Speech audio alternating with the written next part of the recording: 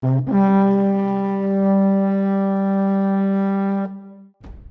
starting at Dicebreaker, I've made it no secret whatsoever that Summoner Wars is one of my favourite competitive card games to ever grace the tabletop scene.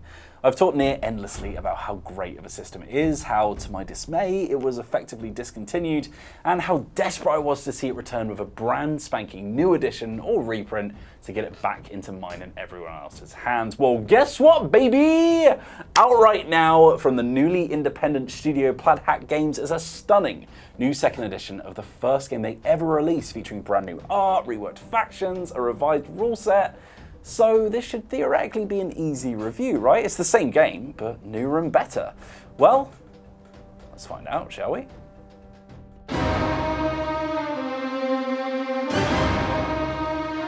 Okay, so before we get into the nitty-gritty of what's changed and what I think about it, I should probably explain what Summoner Wars is and how it works, because I can guarantee not everyone looking at the second edition has played the first. So, for the uninitiated, Summoner Wars is a two-player competitive card game in which you and your opponent will be controlling powerful magic-wielding summoners as they lead their faction in a quick and bloody fight to the death.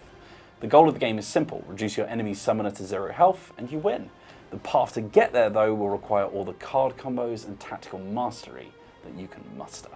That's because straight out of the gate, Summoner Wars distances itself from a lot of its card game contemporaries, as instead of units and spells you cast existing in some abstract battle line on the table, as in games like Magic the Gathering, your summoner and their subordinates physically exist on the grid-based battlefield, moving, casting, and swinging their swords around the board.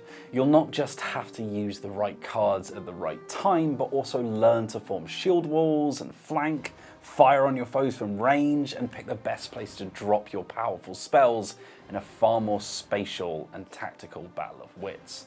Gameplay is turn-based and separated into a series of rounds in which players will summon new units and erect structures on the battlefield, move and fight with any units that are already on the board, and discard and draw themselves new hands of cards. Players will go back and forth, moving, attacking with, and reinforcing their warriors, trying to crack their way through their opponent's defenses and deal some vital damage to that enemy summoner, whilst also trying to protect and defend their own. Whilst you'll start with a few units and a structure already on the board, and your summoner of course, the rest of the tools at your disposal will sit in a deck of cards that represents your faction. It's full of events, warriors, epic heroes, and some gate cards that you can build on the battlefield that act as spawn points for new units that join the fray. To get those units out of your hand and through those gates, you'll have to spend magic equal to the listed card cost, tracked by a token on your side of the board. You can earn magic either by killing enemy units or discarding cards that you don't want at the end of your turn before drawing your next hand. Your generic troops are pretty cheap to summon, with some even being free to bring on the board, but you might want to save up your magic for one of the 3 powerful champion units hiding in your deck that can be devastatingly powerful in exchange for a hefty fee to acquire their services. You'll be using those basic rules to trade blows with your opponent, as well as casting powerful events unique to your summoner and faction to turn the tides in your favour until one of you comes out on top. At its roots, Summoner Wars is all pretty standard fare. You move your units and roll some dice to see if they hit each other. I'm sure you've seen something of its ilk before, but its execution is what makes it such a fantastic piece of game design and one of my all-time favourites.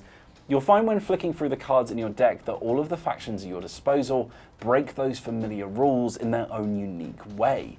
The Master Set box, that stands as the second edition's first available package to enter the game, comes with 6 asymmetric factions, each with their own personal flair for the dramatic and powerful, with bespoke units, events, and mechanics all led by their own unique summoner. The mind-bending breakers can use their powerful magics to manipulate the battlefield in their favour, and even take control of hostile units to turn them against their own friends and allies. The polar dwarves can erect powerful structures and moving constructs of ice to both protect themselves and attack the enemies with, including massive ice golems that can act as mobile spawn points for your units. The Fallen Kingdom's necromantic summoner Rectalus can damage himself to resurrect fallen warriors from his graveyard, as well as imbue them with powerful and explosive magic that, whilst effective, can be deadly to both friend and foe. These factions are the heart of what makes Summoner Wars so great, all completely fresh and unique from each other, and providing endless combinations and matchups straight out of the box with the pre-built decks. Not to mention that there's rules that allow you to further tinker with those decks to create your own special forces.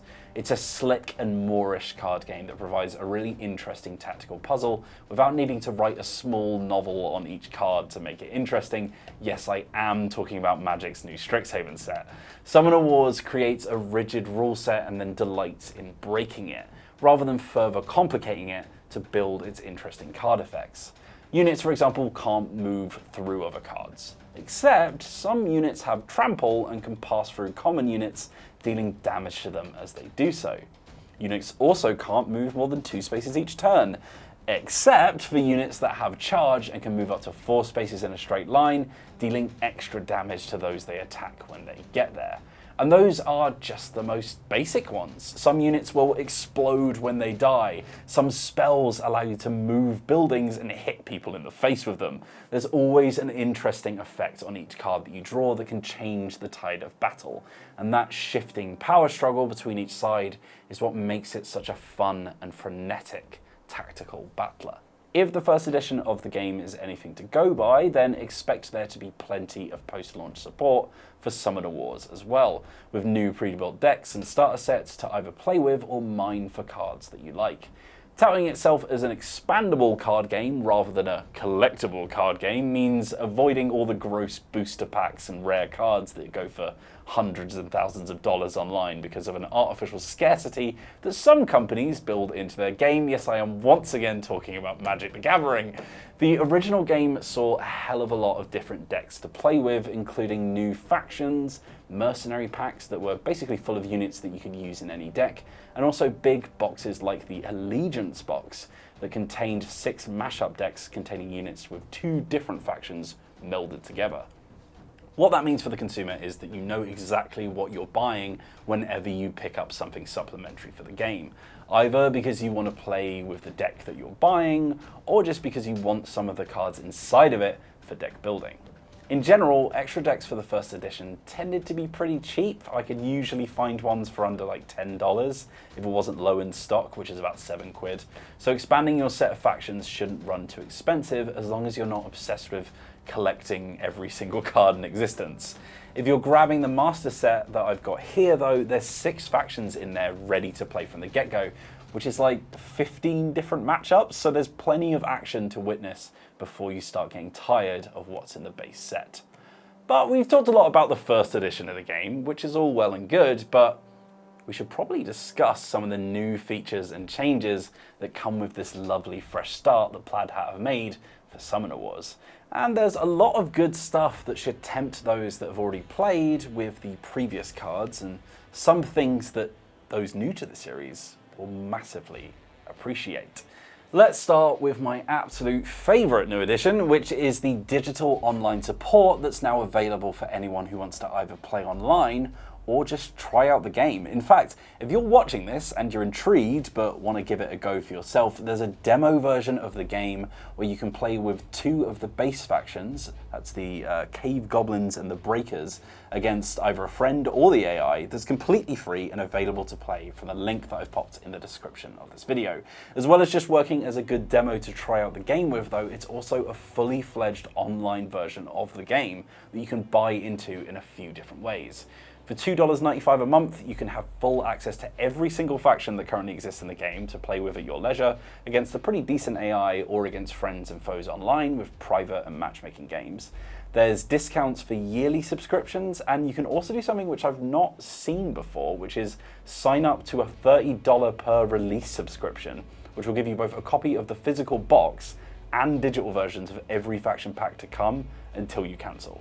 And on top of those options, you can also just buy access to a faction for a flat fee of about $3 or $4 to just own them for as much as the online game exists for. You just play them whenever you want. You don't have to pay for a subscription. It's a really fantastic thing to see for games like this, especially in the midst of a lockdown where playing card games with your friends is more difficult than ever. The best thing about Summoner Wars Online is that it runs directly in your browser, which means that you can play it on pretty much any device, your phone included, without having to download apps or launchers to make it run. Obviously, it's not as polished and pretty as something as Hearthstone or Arena, but for a pretty tiny price tag that you can cancel whenever you like, I genuinely think it's pretty impressive, especially as you can then use that service to inform your physical purchases before laying down loads of cash on a faction box that you might not even like. So more of this, please, games industry. Another refreshing change is a full new suite of arts and illustrations, including entirely new aesthetics for some factions. I can imagine some players will probably not vibe with the slightly more stylized and cartoonish aesthetic, at least in comparison to the old art. It feels a lot less functional and a lot more fun, in my opinion. The dull colors and quite generic illustrations of the original box are replaced with far more vibrant and poppy art. Not to mention a far more diverse cast of characters, with half of the 6 starting factions led by female presenting sorcerers, and way more people of color than in the previous sets, which is really, really good to see. There's also been a lot of quality of life improvements that I think will be welcomed by long-term fans of the game, and in general just up the quality of the product overall. The rounds and their order have been tweaked to make the order of operations for cards a lot easier to pass. You can now track magic using a counter on the board rather than having to manage multiple piles of cards and then sort them back into the right deck after each game, which was a real pain in the ass from the first game. Deck building is far improved now, with cards all sharing the same art on the back, meaning any card can be put into any deck as long as the symbol on it matches one or more of those on the summoner's card. In general, there's been a lot of tidying up and revamping, which is massively in its favor as a game overall. And if you curse yourself for missing the first iteration of this game, there's no better time to jump on and check it out. It's genuinely quite difficult to find any flaws in this second edition. Plaid Hat have massively impressed me with pretty much everything that they've been putting out recently into the world.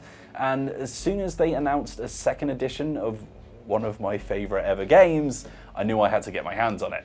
I will say that the inlay for the box, if you'll allow me to be an absolute dork for a second, is pretty lacking. I've got it over here, hold on. It's basically just like an open box with a divider, but the divider isn't wide enough to fit the cards horizontally. So even just getting the box to the office, the cards have gone everywhere and I had to reorganize them, all knowing full well that they just get messed up on the way home, which is...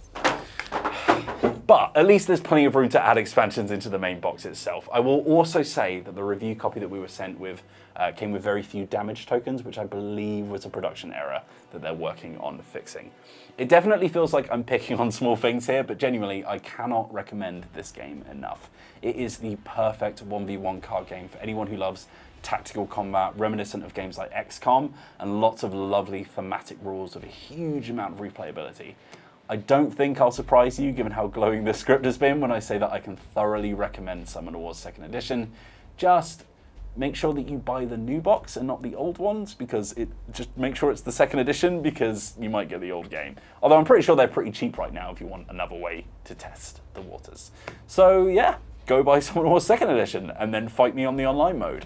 I will crush you. If you want to learn more about the game, try out the demo, or even just pick up a copy for yourself, you can find links for all of that in the description below. But you'll also find a link to our home and hearth of Dicebreaker.com. We post all sorts of fantastic articles, from news to reviews to recommendations, multiple times a day, so make sure to come and join us there. But before you go, make sure you also like this video, hit subscribe, and click the bell icon to get notified whenever we put a new video live. I know you've heard all that stuff before, but it genuinely does really help get our stuff seen by more people, and it keeps me in a job, which is also nice. Lastly, if you want to represent the channel and just give us some extra support, you can also find some exclusive merch over on dicebreaker.myshopify.com.